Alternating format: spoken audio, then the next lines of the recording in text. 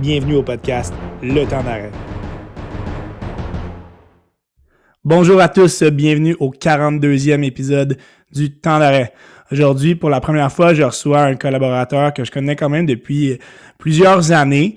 Puis très très content de l'avoir au Temps d'arrêt, Simon Servant, journaliste pour la presse canadienne. Comment ça va? Ça va bien, toi? Très très bien. Merci beaucoup d'accepter l'invitation.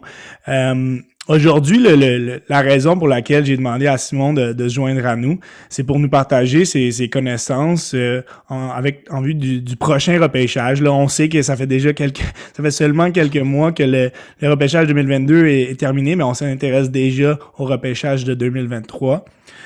En marge aussi de ce repêchage 2022, en collaboration avec l'équipe du TSLH, Simon puis toute l'équipe avait fait un travail colossal de couverture. Donc pour ça, je vous lève mon chapeau et on a vraiment très très hâte de vous suivre dans la couverture de l'édition 2023. Merci beaucoup. Premièrement, ce que je voudrais savoir, c'est...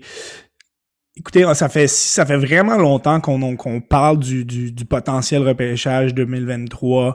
On sait qu'il y a des potentiels joueurs générationnels. C'est important d'ajouter que rien n'est coulé dans le béton.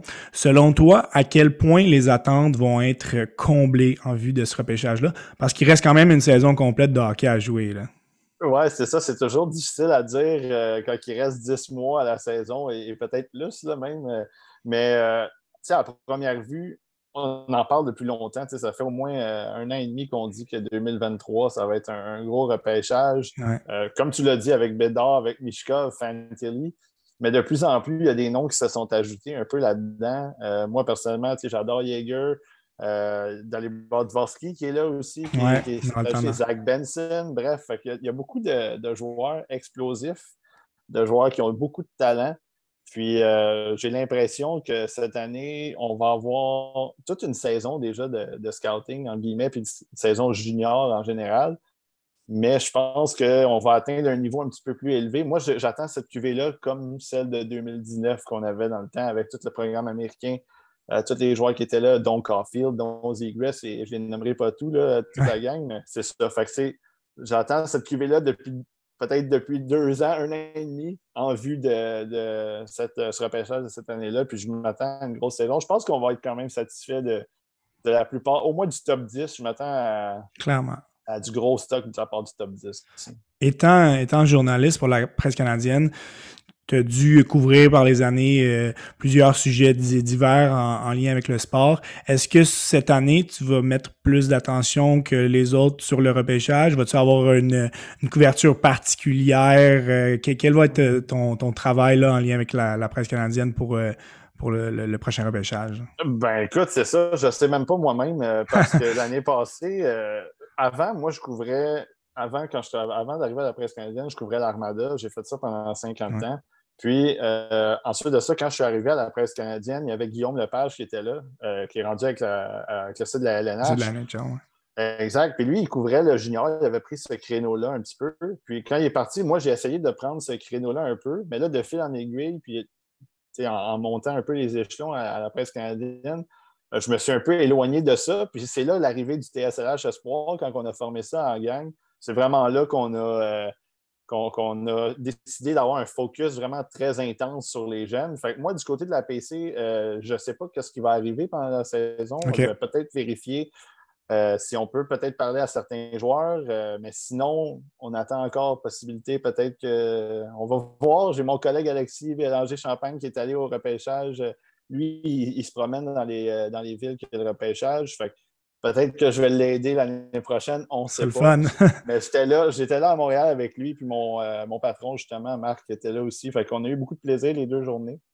Fait que je vais voir. C'est encore des surprises pour moi. Mais le TSLH Espoir, c'est sûr qu'on va vous en donner. Vous allez vous mettre beaucoup de temps et de travail là-dessus, mais on est très heureux. Dans les dernières journées, Simon, tu nous as présenté un vidéo que tu as présenté sur YouTube. La couverture de 15 joueurs qui, selon toi, sont à surveiller. Pas nécessairement les 15 premiers qui vont sortir au repêchage. 15 joueurs qui ont attiré ton attention en vue de la prochaine saison. De mon côté, j'en ai ciblé 10 parmi ceux-ci. Et on va essayer de les décortiquer. Certains étant plus connus que d'autres, on va faire la découverte, les gens vont faire la découverte de certains autres. On va essayer d'ajouter une petite touche québécoise à la fin de l'épisode. Puis on va essayer de, contrairement à ta vidéo où tu es allé en ordre alphabétique, on va essayer d'y aller un petit peu par les rangs de repêchage. Je pense que j'ai environ ciblé ton classement, là, ton mock draft très, très préliminaire en vue de la prochaine saison. Donc, on va vous présenter les joueurs de cette façon-là. Mais vraiment, 10 joueurs qui sont vraiment des têtes tournantes en vue de la prochaine saison. Ça va être très, très excitant de les voir aller. On va commencer avec le futur joueur générationnel, celui qu'on parle depuis déjà de nombreuses années, Connor Bedard, le Canadien, qui est un des Pats de Regina, qui est tout simplement un marqueur incroyable. Hein.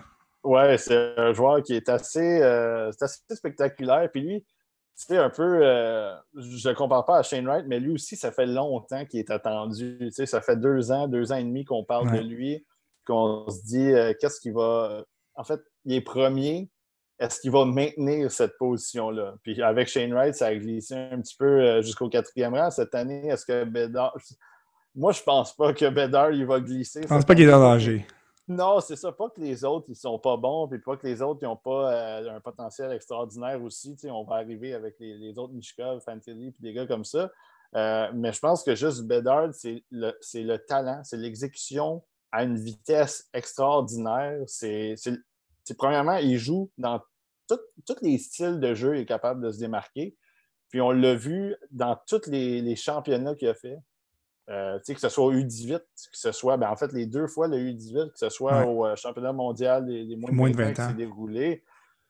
C'est un gars qui, même s'il est dans les plus jeunes, il est toujours parmi les meilleurs. Puis l'année passée, même chose avec Regina, il y avait une équipe très, très ordinaire, même très, je vais dire, poche. Là, je vais y aller dans. Puis, il marque 50 buts, ça en va chercher 100 points. C'est juste un joueur d'impact, un joueur qui peut changer l'allure d'un match avec une présence ou deux. Mettons, 2 présences consécutives là, où il fait des choses, ça peut changer l'allure d'un match. Je pense que c'est ça. On a remarqué au dernier championnat du monde des moins de 20 ans, son tir foudroyant.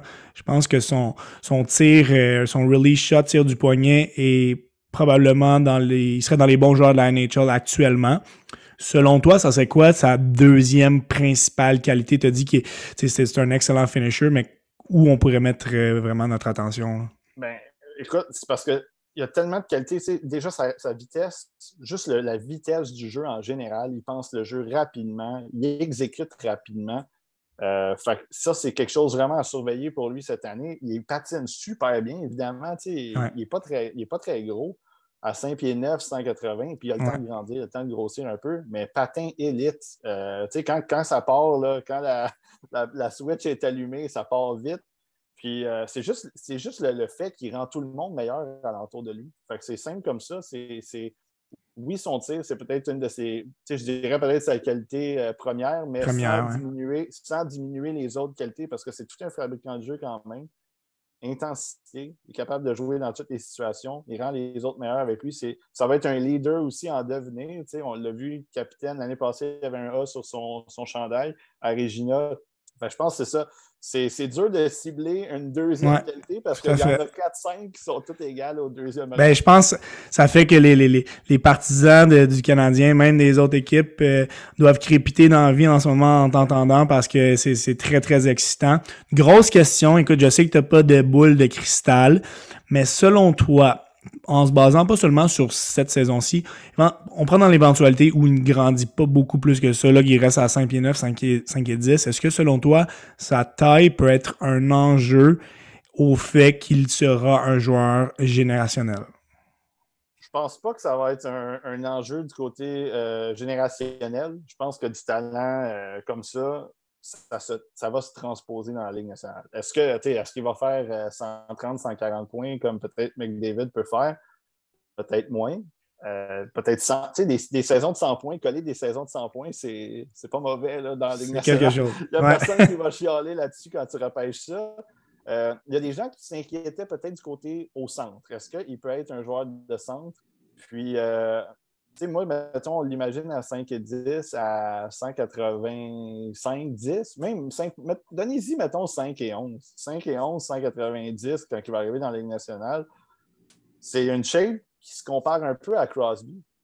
C'est vrai. Tu te dis, est-ce que Crosby est désavantagé à cause qu'il est 5 et 11 puis il pèse 195, 200? Ouais, vraiment pas. Ben, pas vraiment. Fait que, tu sais, vraiment, je pense que Bedard, c'est un joueur que au centre, il va exceller.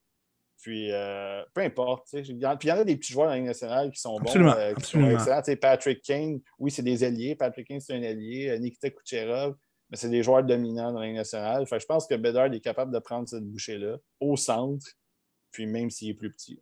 Excellent. On va y aller avec le deuxième joueur. Ça a valu la peine de passer plus de temps sur Connor Bedard. Le deuxième, le Russe, Matvei Michkov. Écoutez, Michkov, ça a été très, très intéressant de le suivre l'année passée. On l'a vu au championnat du monde des moins de 20 ans, la première édition qui a pris fin abruptement. On ne l'a pas vu cet été pour les circonstances qu'on connaît. Il va faire ses débuts vraiment de manière plus constante avec le SKA de Saint-Pétersbourg. Mais c'est un ailier quand même. En ce moment, on ne peut pas dire que c'est un allié gros format, 5 pieds 10, 160, mais il a quand même une carrure qui est intéressante, donc pourra se développer. Mais lui, c'est sa vitesse d'exécution qui est complètement folle. Là. Exact. Puis, tu sais, on parlait de Bedard, puis la raison pourquoi Michkov est dans la compétition avec Bedard, c'est que les deux ont à peu près le même style d'atout. Tu sais, c'est Bedard puis Michkov, ils ont des excellents lancers. Ils pensent le jeu rapidement, juste les bonnes mains, la façon de manipuler les défensifs, de façon d'attirer l'attention vers eux pour trouver d'autres coéquipiers. C'est pour ça que les gens qui disaient ouais, mais Michkov est dans la conversation, bien absolument, parce que c'est pratiquement, je ne veux pas dire que c'est le même joueur, mais c'est pratiquement le même joueur. Les mêmes qualités. Exact, c'est deux joueurs, puis au même gabarit un petit peu. Ouais, puis, moi, Michkov, ce qui est peut-être un petit peu plus facile pour lui, en fait, je ne veux pas dire facile, mais c'est que c'est un vrai ailier. Lui, il n'aura pas de question, il va jouer à l'aile. Là, il est se soucie peut-être un peu moins du jeu défensif pour l'instant, mais il peut se le permettre en étant à l'aile. Exact, ben c'est ça. Puis c'est surtout ça. C'est un peu la différence aussi qui fait en sorte que Bedard a dans toutes les listes les premiers parce que lui, il joue au centre. Il y a cette implication-là défensive qui est là. Il y a cette implication-là un petit peu plus intense qui est là. Fait que Michkov, en étant à l'aile, évidemment, le côté défensif est moins sollicité, mais le côté offensif pour lui, il n'y a pas beaucoup, en tout cas de mon côté, il n'y a pas beaucoup entre Bedard et Michkov côté talent pur, mais ça joue à la différence. Potentiellement deux joueurs générationnels dans le même repêchage, c'est vraiment extraordinaire. La question à 100$ pour Matvei Michkov.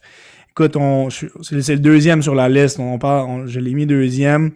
Ce que j'ai compris que toi, tu le vois très haut aussi, mais au repêchage, est-ce que la deuxième équipe qui va parler va être tentée de le repêcher? Parce que pour ceux qui ne sont pas au courant, son contrat en KHL avec Saint-Pétersbourg est valide jusqu'en 2026. Donc ça, c'est 3 ans après le repêchage. Donc un Connor Bedard pourrait être à son deuxième contrat NHL quand Matvei Michkov va faire son entrée.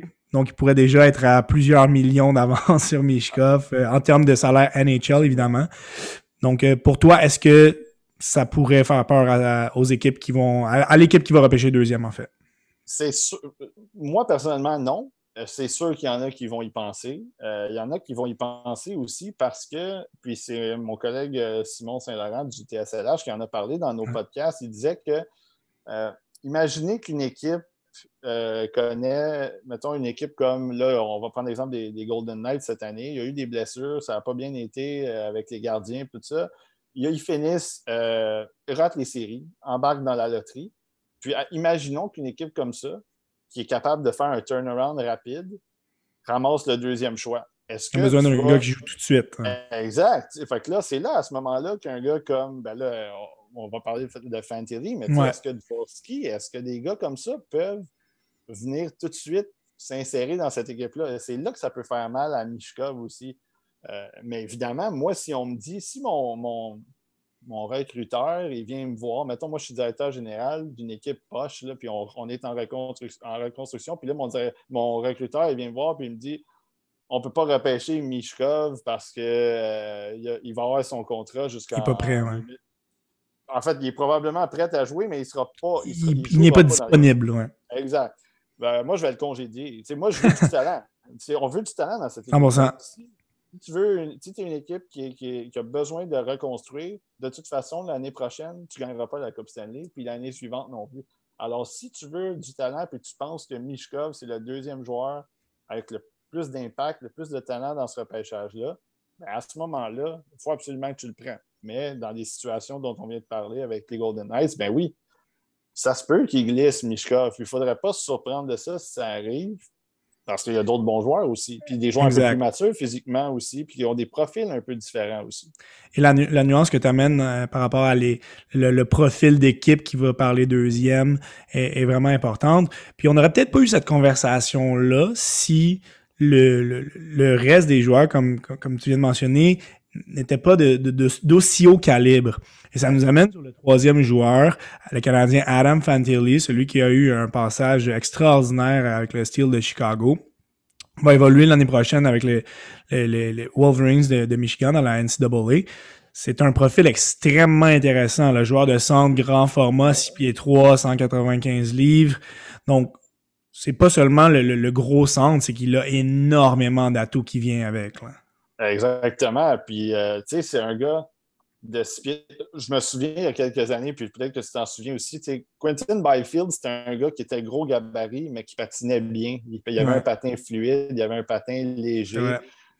Puis, c'est ça la beauté de Fantilli, c'est un gars de 6 pieds 3, 195, comme tu le dis, qui va avoir 18 ans dans quelques semaines, peut-être un mois, puis il est déjà non seulement mature physiquement, mais il n'est pas en retard du côté du patin. Il patine bien, il a d'excellentes mains, un bon lancer. Moi, je me souviens, il y a 2 ans, la saison 2020-2021, on l'avait surveillé beaucoup à cause qu'il y avait Sean Farrell qui était là, Mathieu Coronado avec le Steel. Ouais. Puis il avait été excellent. En saison, il avait été bon. C'était sa saison recrue. Il avait été très bon. Puis il est arrivé en série puis il a dominé. Il avait marqué, je pense, 8 buts en 8 matchs. Fait que ça, c'est un gars qui est non seulement capable de se distinguer dans les moments importants, mais qui a un profil, comme tu l'as mentionné, qui est extraordinaire pour une équipe parce que tu as un gros centre qui patine bien, qui a de très bonnes mains, qui est aussi bon marqueur que passeur, qui est prêt à jouer dans la Ligue nationale. Puis là, il s'en va tester ses habiletés dans la NCAA avec Michigan, qui est un très bon programme. Très bon programme. Mon équipe favorite d'ailleurs, fait qu'on va en entendre parler souvent peut-être cette année. J'ai l'impression que Fantilli, c'est le genre de joueur que dans la Ligue nationale, il va amener tout le monde vers le haut. Peu importe qui... Sans le comparer du tout à Crosby, on sait que Crosby, ses alliés, il les a toujours rendus un petit peu plus performants qu'ils seraient autrement. Ouais. J'ai l'impression que Fantilli, c'est ça. Lui-même possède une tonne d'atouts offensifs, mais il rend tout le monde meilleur. C'est extraordinaire, là. Oui, absolument. Puis c'est un gars qui... Je pense qu'on a appris un peu à le découvrir, surtout l'année passée. Oui, les gens qui suivaient ça l'ont vu il y a 2 ans, la saison 2020-2021. Mais il y a un profil. J'essaie de trouver un comparable dans la Ligue nationale parce que il y en a des profils comme ça. Ouais. Je voudrais pas me lancer dans des noms, mais il y a un profil qui est il est mélangé un peu. On dirait que tu as un peu de Draisaitl là-dedans, mais tu es capable d'avoir un marqueur naturel avec lui, avec son lancer. Il est capable de marquer. Fait que c'est difficile à trouver un bon comparable, mais il y a pas beaucoup de défauts. Un joueur unique. Beaucoup de défauts. C'est ça, il n'y a pas beaucoup de défauts dans la façon dont il joue. C'est un gars qui, je pense, ça va juste être de prendre l'expérience. On l'a vu faire une petite erreur l'année passée, au dernier championnat mondial des moins de 18 ans, il a fait une petite erreur, puis c'est contre la Finlande en prolongation, puis Kemel est allé marquer le but qui a éliminé le Canada. Mais c'est juste ça, c'est juste de prendre la maturité parce que son jeu d'ensemble, il est déjà excellent pour son âge, puis il va continuer à se développer. Fait que c'est un profil assurément que les directeurs généraux vont se garrocher là-dessus. Si tu tombes deuxième, justement, tu n'es pas sûr. C'est sûr que tu vas te garrocher sur un gars comme ça. Il ne faudrait pas être surpris de le voir avec l'équipe canadienne des moins de 20 ans là, en décembre. C'est possible, oui. Quatrième joueur, on a une grosse cuvée de Canadiens cette année, mais c'est celui que tu as mentionné tout à l'heure, Brayden Yager. des Warriors de Moose Jaw. Écoute, de mon côté, je pense que ça risque d'être la même chose du tien. C'est un gars que j'ai beaucoup aimé suivre l'année passée, mais au championnat du monde des moins de 18 ans, il m'a fait littéralement capoter. C'est comme ça. Donc, on a vu vraiment ses principaux atouts ressortir. Il y a un joueur de centre, mais qui peut jouer à l'aile aussi. Pas nécessairement le plus gros, là, 6 pieds, devra ajouter du muscle à sa charpente. C'est un créateur de jeu hors pair. Ouais. Et il y a toute une bine aussi, en plus. Ouais, tout un tir. Un tir des poignets secs, puis son release, là, la façon dont il décoche ses lancers, c'est un peu trompeur aussi.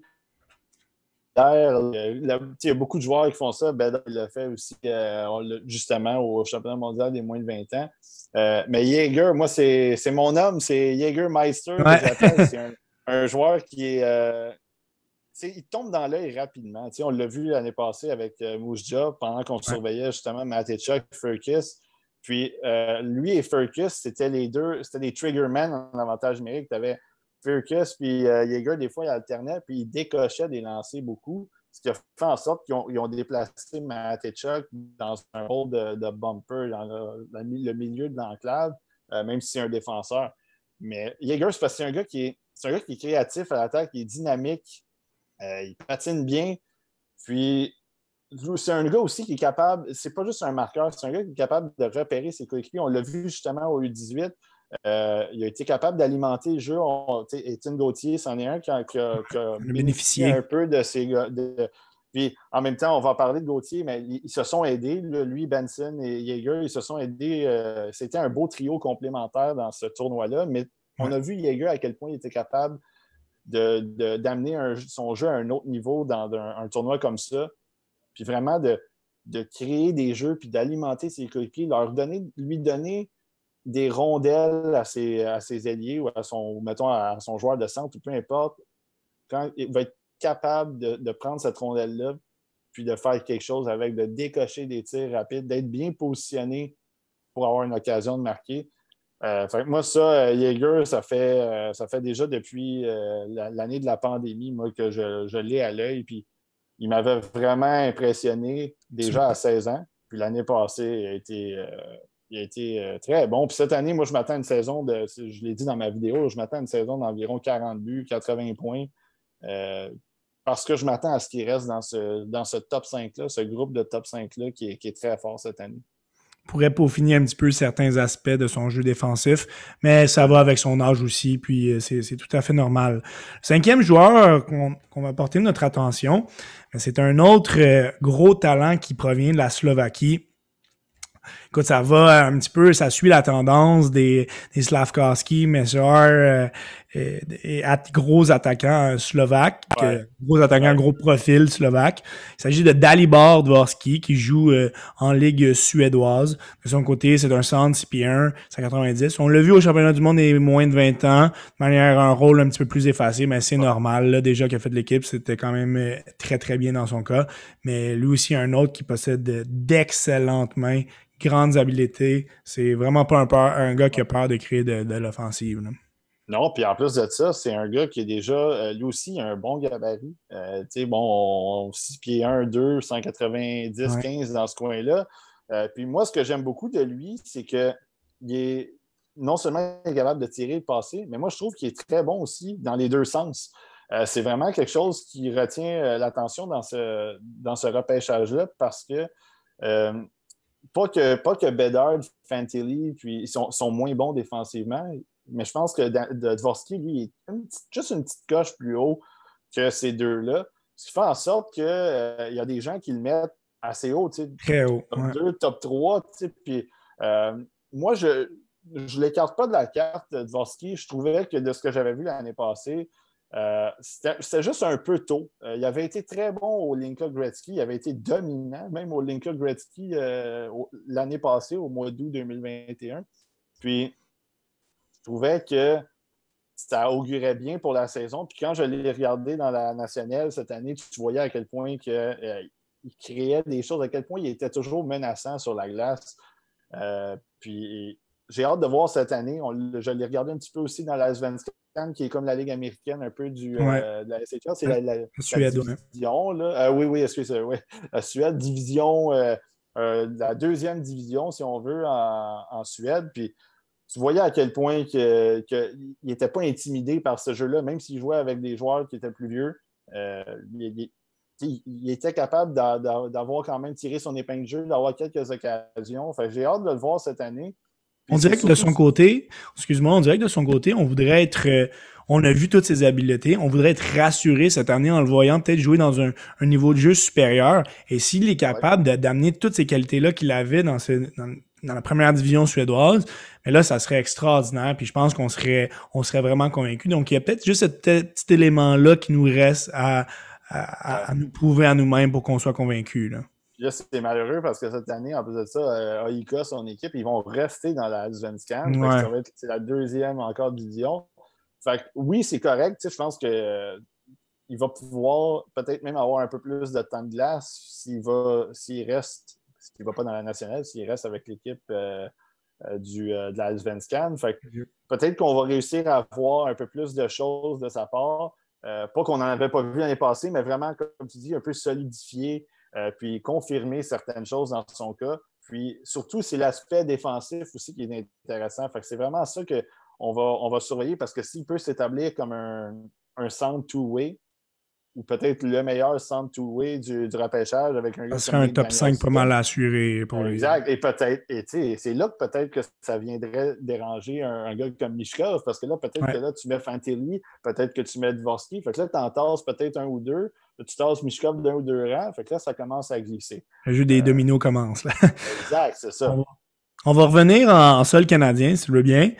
On va s'installer même à Winnipeg, là. On sait que c'est pas l'endroit le plus le plus intéressant d'habitude à couvrir, mais cette année, franchement, le Ice de Winnipeg va être extrêmement intéressant à suivre.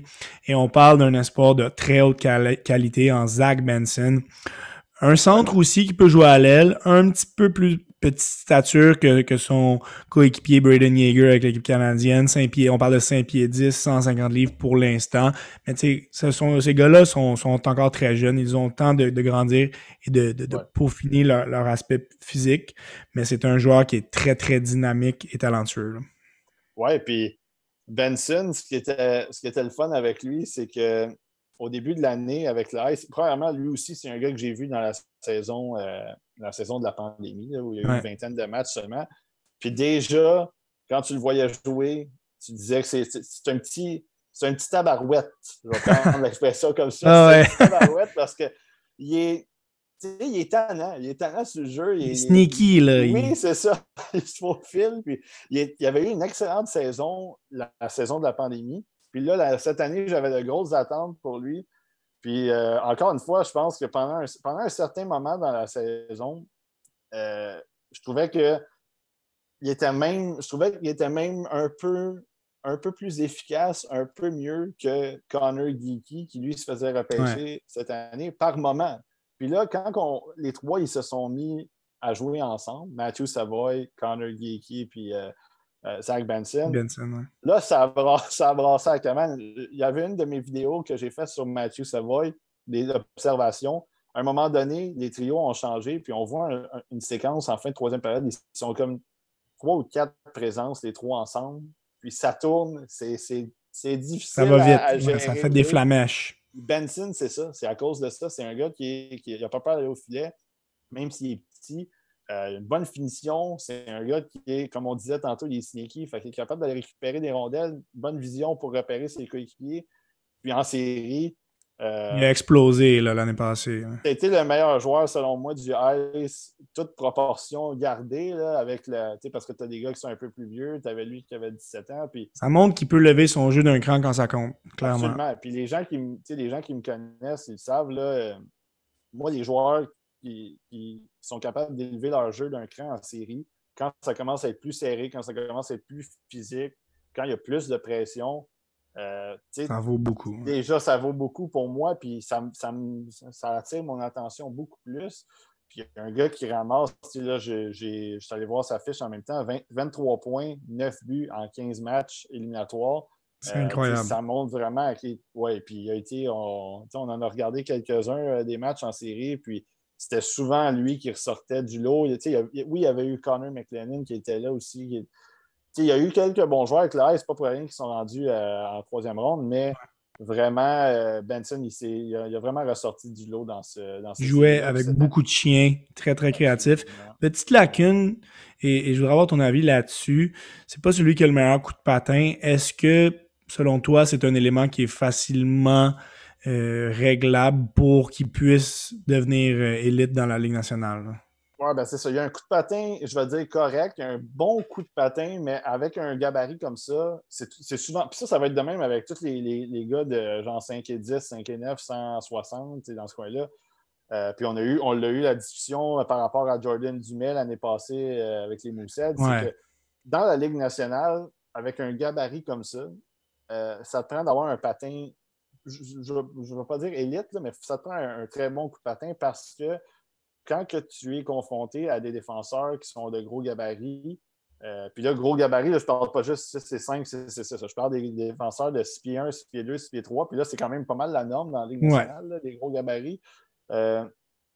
C'est dur de les passer. Parce que si ce gars-là, le défenseur, il a un peu de mobilité, puis il a une bonne portée, tu ne réussiras pas à passer. Ou tu vas peut-être réussir à passer de temps en temps, La mais créativité ne sera plus assez. Là, ouais. c'est ça. Tu vas déborder, tu vas te faire envoyer dans l'entonnoir, dans le coin de la patinoire, puis là, c'est là que ça peut être difficile. Un gars comme Benson est tellement intelligent qu'il peut réussir à s'en tirer. Il peut appliquer les freins en entrée de zone, attendre un troisième homme, un trailer, comme on appelle. Il peut repérer ces gars-là. Ça, c'est parfait. Mais si tu veux passer un contre un dans la zone, c'est là que ça va être Ça va être compliqué. difficile. Mais, tu sais, il peut améliorer ça encore. Puis, Absolument. comme moi je dis, il y a un bon patin, mais ça pourrait être mieux. Beaucoup de temps encore pour ajuster cela. En septième joueur, le premier Américain qui risque de sortir, là, encore une fois, projection qui est très, très tôt. Il s'agit de Charlie Stramel, celui qui va jouer pour les Badgers du Wisconsin. Lui, c'est un gros centre déjà, 6 pieds 3, 215 livres. On parle d'un power forward, mais qui a les atouts offensifs, qui a la fluidité sur patin, qui rend ses coéquipiers meilleurs aussi. Donc, c'est vraiment le total package pour lui, là. Absolument. Puis lui, en plus de ça, ce qui est intéressant, c'est que lui aussi est two-way. Lui aussi a cette capacité-là d'aller jouer attaque-défense, d'être bon dans les deux sens, d'être efficace dans les trois zones, juste par son gabarit. Mais il a un bon coup de patin, comme tu l'as mentionné, bon jeu de bâton, il est capable de protéger la rondelle. Fait que moi, Charlie Stramel, c'est un gars qui on a vu ses capacités de marqueur. On a été capable de voir à quel point. Puis même l'année passée, il a joué quelques matchs dans le programme des moins de 18 ans, alors que lui, c'était un underager, là, encore. Il avait Un 16 16 ans, ans, ouais. sans avoir 17 ans. Il a joué quelques matchs. Puis on voyait à quel point il y a un profil intéressant. Il y a quelqu'un qui m'a demandé sur ma chaîne YouTube à qui je le comparais un petit peu. Puis des fois, c'est un peu je veux faire attention aux comparaisons C'est parce que loin. moi, j'aime pas ça. Puis, tu sais, on sait Ouais. jamais. Comme moi, l'exemple que je dis tout le temps, il n'y a jamais personne à qui j'ai parlé, que ce soit recruteur, journaliste, mais pas. Il n'y a jamais personne qui m'a dit que Nikita Kucherov allait faire 128 points dans la Ligue nationale. Exact. Et On ne pourtant, sait jamais. il l'a fait il y a 3-4 ans.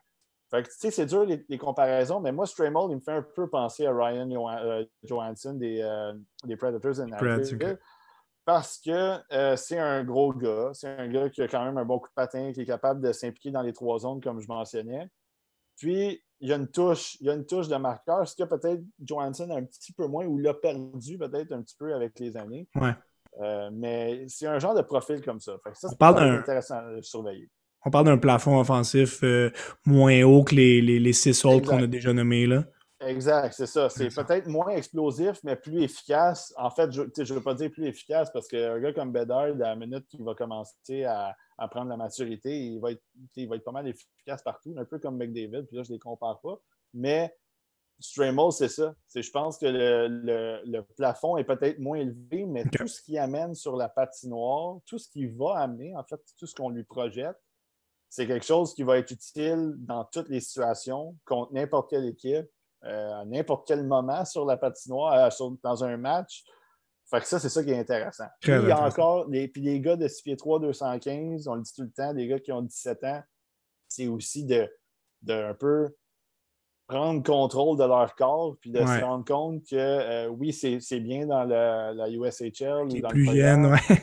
mais quand tu es juste vraiment d'être capable de dire qu'à ce gabarit-là, tu peux te mesurer à des joueurs de la Ligue nationale. Puis ça, c'est juste avec de l'expérience, de la maturité. Puis j'ai confiance en lui, Stramel.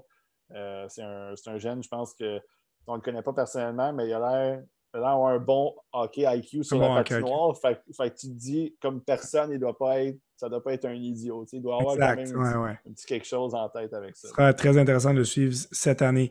Huitième joueur, écoute, on va mettre un petit contexte sur celui-ci. Probablement comme moi, durant l'été, tu t'amusais à suivre quelques mock drafts potentiels. Puis sur un en particulier qu'on ne nommera pas, je suis été très très surpris de voir que Connor Bedard n'était pas le premier joueur placé. Puis écoute, je me suis dit peut-être que ça pourrait être quelqu'un d'autre, ça pourrait être Mishkov, mais non, c'était Colby Barlow qui a été placé, l'attaquant canadien de l'attaque de Owen Sound. Et sans mentionner pourquoi toi, tu penses que cette personne-là l'a mis numéro 1. C'est quand même un joueur qui a des belles qualités, mais juste nous clarifier un petit peu que en date Ben, d'aujourd'hui, ça va être très difficile de le voir sortir dans le top 3. Là. Ben écoute, moi, Colby Barlow, dans ma liste préliminaire que j'ai fait au mois de juin, je l'ai 20e. OK. Puis écoute, c'est un jeune, je pense que oui, il y a des gens qui disent qu'il peut percer le top 5. Tout peut arriver, là, Ça on serait un s'entend. stretch un peu. Mais moi, c'est parce que Colby Barlow, là, c'est un attaquant de puissance. Il a un bon lancer. Il a de bonnes mains. Il ne fait pas juste tirer. Il est quand même intelligent sur la glace. C'est pas un mauvais joueur de hockey. Puis vraiment, c'est un gars, déjà avec un gabarit de 6 pieds et presque 200 livres. C'est un Ouais. gars aussi qui est mature physiquement, qui a une capacité de jouer physique, de s'imposer le long des bandes devant le filet, puis tout ça. Fait que ça, tu sais, moi, j'ai aucun problème avec ça. Il aime aller dans la circulation, là. Il aime se Exact. salir le nez. Il le fait. Ça, on lui enlève pas ça. Des très, très belles qualités là-dessus. Mais ces joueurs-là ne sortent pas si haut que ça au repêchage d'habitude. Ben, c'est parce qu'en fait, c'est parce qu'il faut vraiment que tu aies des habiletés élevées. À un moment Ouais. donné, puis on ne veut pas réduire ses habiletés, mais l'année passée, il a marqué 30 buts dans la OHL, puis c'est excellent. Mais faites juste un comparatif, on en a parlé tantôt. Bedard, il a marqué 50 buts. Je pense qu'il a fini avec 51 buts. Ouais. Déjà, c'est quand même. Il y a quelque chose de spectaculaire là-dedans. Non, ouais, on Dans n'est notre pas, on n'est pas à la même qui est place, là. physique. On n'est pas dans le même niveau. Mais Colby Barlow, est-ce qu'il peut percer le top 10? Ben oui, il pourrait percer. Possiblement. On l'a vu au U18 à quel point il était capable aussi de s'impliquer du côté défensif un peu. On l'a vu en désavantage numérique. Il y a eu de très belles séquences. Il a marqué un but. Il y a eu 2 échappées. Je pense qu'il avait marqué un but sur une Ouais. des deux. Fait que, Pour moi, c'est ça un me joueur. intéressant, ouais. Exact. C'est un joueur qui est très. Qui a un beau. C'est pas un mauvais joueur. Il a un beau potentiel, un beau profil. Peut-être le patin, moi, c'est ça qui me ralentit un peu de Pas très lui. rapide. Patin un petit peu lent. Pourtant, au U18, on a vu quand même qu'il était capable de créer de la séparation. C'était intéressant. Mais dans la OHL, ça patine quand même beaucoup dans la OHL avec des gars qui ont un peu de gros gabarit aussi. Le Fait que plus je vieux, ouais. trouvais des fois que je trouvais que ça peut-être c'était un peu plus difficile par moment. Mais lui aussi, patin peut s'améliorer. Fait qu'il n'y a pas de problème. Mais top 1, mettons le premier, C'est ça serait ambitieux un spectaculaire. peu. En tout cas, si vous avez un petit 100 à mettre de côté puis vous voulez parier là-dessus, ben faites-le. Mais Ça pourrait être très payant en bout de ligne. ouais, mais dites pas qu'on vous a dit de le faire parce que Ouais, non, c'est ça. moi j'y crois pas du tout. Mais top 10, je pense que ça peut arriver. L'équipe qui va le repêcher entre 8 et 20, mettons que là où tu le plaçais, sera vraiment très, très heureuse d'avoir un joueur de son caractère. Passer au 9e Petite joueur. parenthèse, Vas-y. juste peut-être de même. Moi, l'année passée, lors du dernier repêchage, j'étais un gros fan de Rutger McGroarty. Ouais. J'en ai parlé longtemps, en long et en large, puis je l'avais dans mon top 10, Rutger McGroarty. Puis je pense que c'est un gars qui a tranquillement, il est devenu un petit peu plus populaire par rapport au repêchage. Il y a des gens il questionnait son patin et tout ça. Puis il a réussi à grimper, puis il a finalement été repêché dans le top 15, si Ouais. je me souviens bien, à Winnipeg. Jusqu'à 14e, 15e, dans ce cas-là, je ne vais pas dire de niaiserie, là, je m'en souviens Non, pas, c'était ça. sauf que Barlow, ça peut être ça. Ça pourrait être un genre de gars qui a un peu ce profil-là, puis qui pourrait monter, puis il pourrait monter dans le top 10, puis justement, une équipe qui le repêcherait comme même 8 et 15, même peut-être qu'on va dire, Ouais. ça serait un très bon choix aussi. Puis on va le savoir au fil que la saison va avancer. Absolument. L'année 2023 n'est pas une mauvaise cuvée de défenseurs. Je pense qu'en 2022, on était dans une coche un peu plus haute. C'est vraiment qu'en 2023, les attaquants sont extraordinaires. C'est sûr qu'il n'y en a pas autant de qualité qu'en 2022, mais le premier défenseur qui pourrait voir son nom être appelé, c'est le Canadien Cameron Allen du Storm de Guelph. Défenseur quand même bonne stature pour son âge, là, 5 pieds 11, 190 livres. Et quand on le regarde jouer, ce qui saute aux yeux, c'est la qualité de sa relance et de sa première passe. Oui, absolument. Puis c'est un gars, c'est un joueur, un défenseur qu'on n'a pas l'impression qu'il peut aller dans un top 2. Donc, tu sais, première paire, peut-être pas, mais il est tellement bon un peu partout. Il est tellement efficace sur la patinoire. Puis lui aussi, il va prendre le temps de grossir. Peut-être qu'il va arriver à 6 pieds 1, 200 livres dans la Ligue nationale. Il a tellement un bon profil aussi, un profil de numéro 3, numéro 4, qui est capable un peu de s'imposer physiquement, qui a un bon patin, qui c'est un leader. Moi, je trouvais que, on l'a vu à Yavelc au U18, mais moi, je trouvais que juste par sa prestance sur la glace à Il dégage Guelph, beaucoup. oui, exactement. C'est ça. Puis c'est impressionnant, pareil, parce que c'est un choix top 3 du repêchage dans la OHL. Puis c'est impressionnant de voir à quel point, des fois, il y a des joueurs comme ça qui arrivent dans les équipes, puis ils imposent tout de suite le respect. Puis Allen, je pense, c'en est un.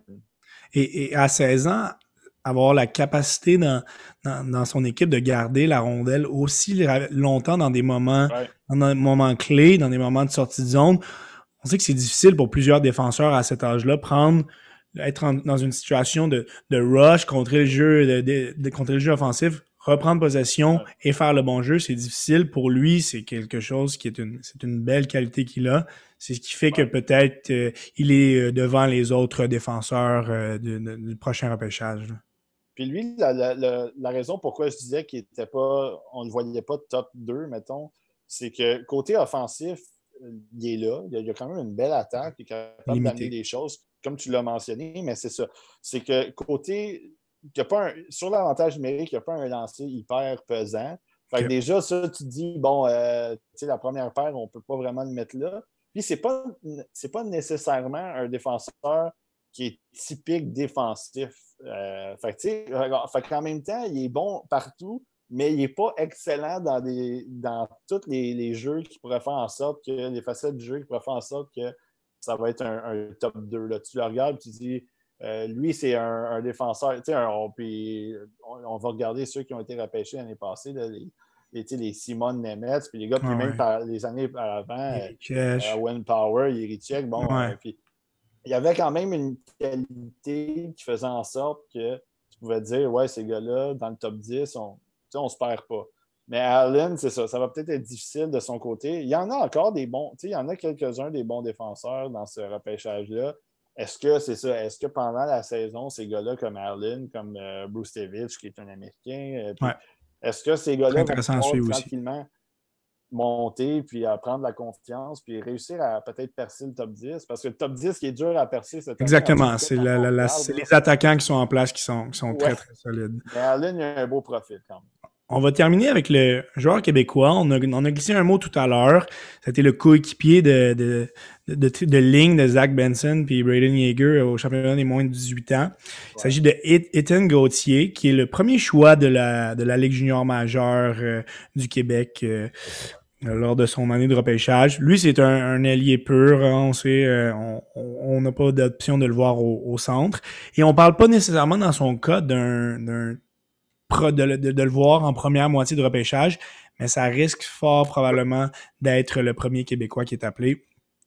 Mis à part ce qu'on a vu au moins de 18 ans, qu'est-ce que tu peux nous dire de lui? Oui, ben c'est ça. Moi, Étienne Gauthier, c'est le Phoenix, je les ai moins regardés en début de saison l'année passée. Puis, quand ils ont commencé à avoir, évidemment, ils ont eu de l'attraction là, avec Joshua Roy, Joshua même Roy, ouais. Xavier Parent qui était là. Bon, j'ai commencé à acheter un petit œil tranquillement sur eux. Puis ils ont tellement bien fini la saison. Puis c'est là vraiment que moi, Étienne Gauthier, je l'avais vu un petit peu pendant la saison. Mais quand j'ai regardé les derniers matchs de la saison, puis quand j'ai commencé à regarder aussi les séries, c'est vraiment là qu'il ressortait du lot. Puis ce qui est intéressant avec Étienne Gauthier, c'est que c'est un gars il est fougueux, il est énergique, il amène quelque chose il amène un dynamisme sur son trio.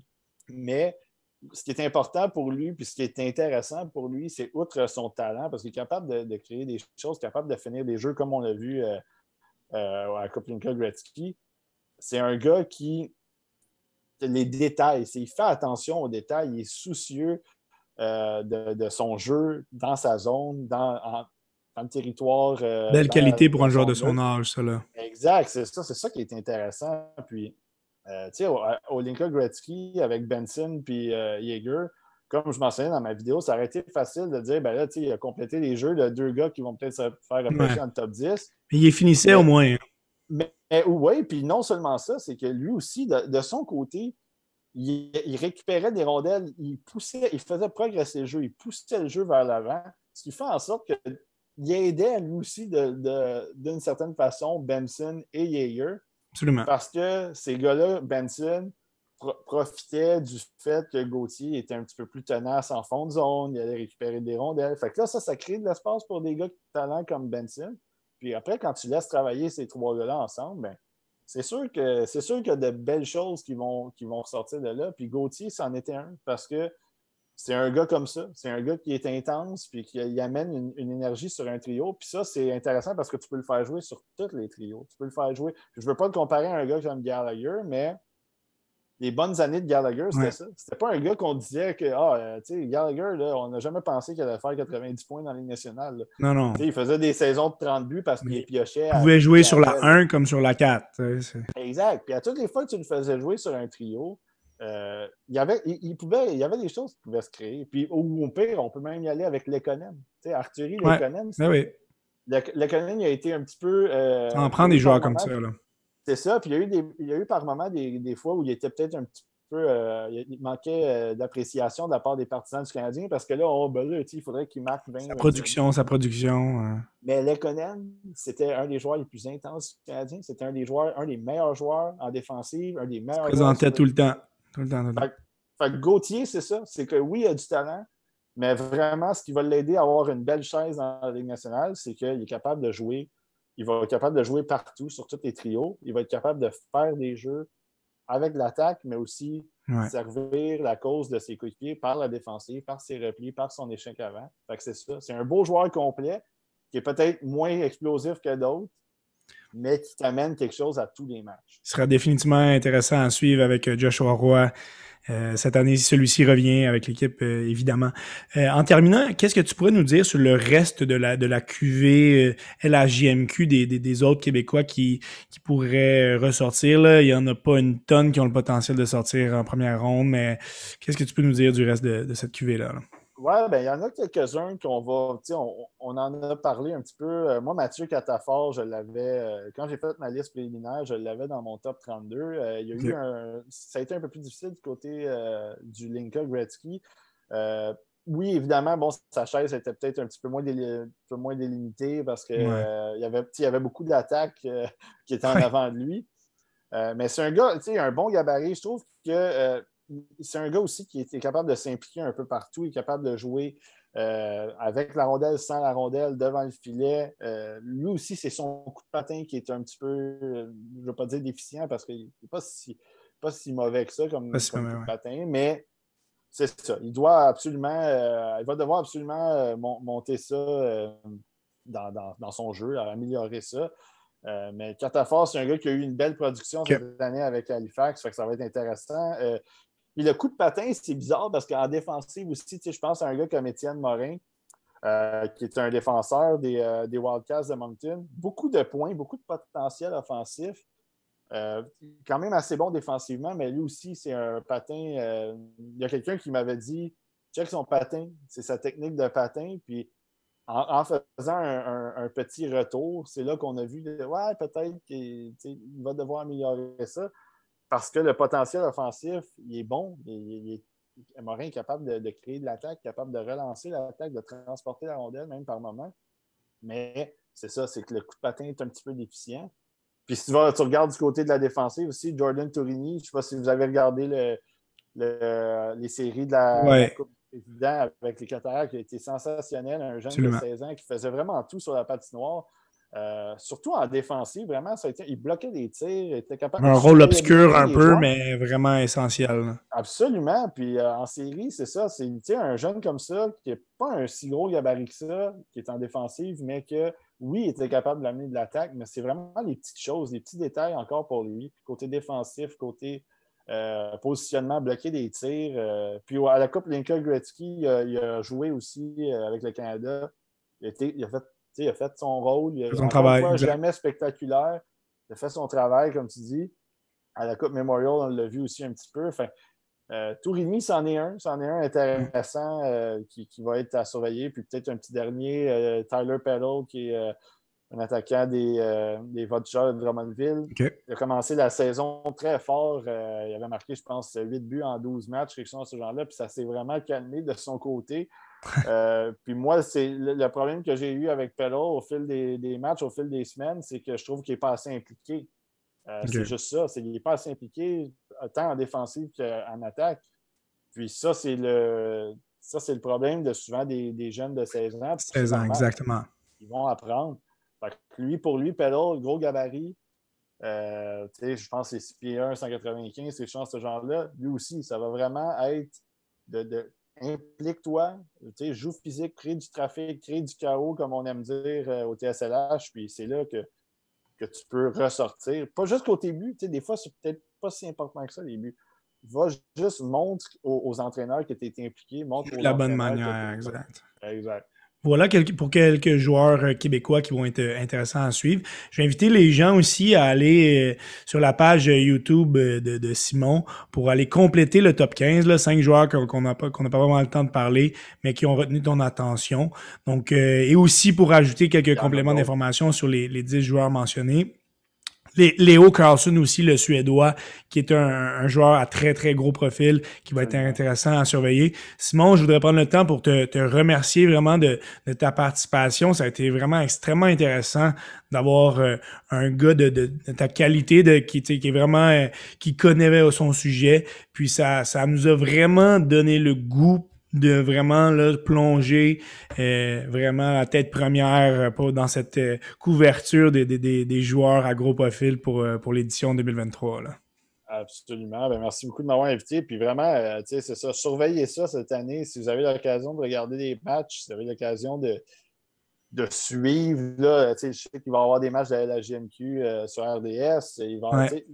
Prenez vraiment le temps Puis, des fois, la MHL là, puis la VHL sur YouTube, tous les matchs sont présentés au complet. Si vous voulez voir Michkov, puis il est dans la MHL, puis vous voulez le regarder jouer, le site... Ça va valoir la peine. Exact, allez-y, c'est gratuit. Puis si jamais vous n'avez pas d'abonnement, ben à ce moment-là, suivez-nous. On peut trouver des liens aussi des matchs de la NCAA. Puis, Absolument. Puis moi, je vais faire des observations cette année. Encore une fois, c'est prévu. J'ai déjà une liste que moi-même, je me suis fait. C'est juste voir à quel point, quand est-ce que je vais les faire. Mais Léo Carlson, c'en est un qu'on va observer. Assurément, toute la gang dont on va parler... dont on a parlé, on va les regarder aussi. Fait que si jamais des fois vous n'avez pas l'occasion de regarder les matchs, ben nous, on essaie de vous donner cette occasion-là. Belle couverture.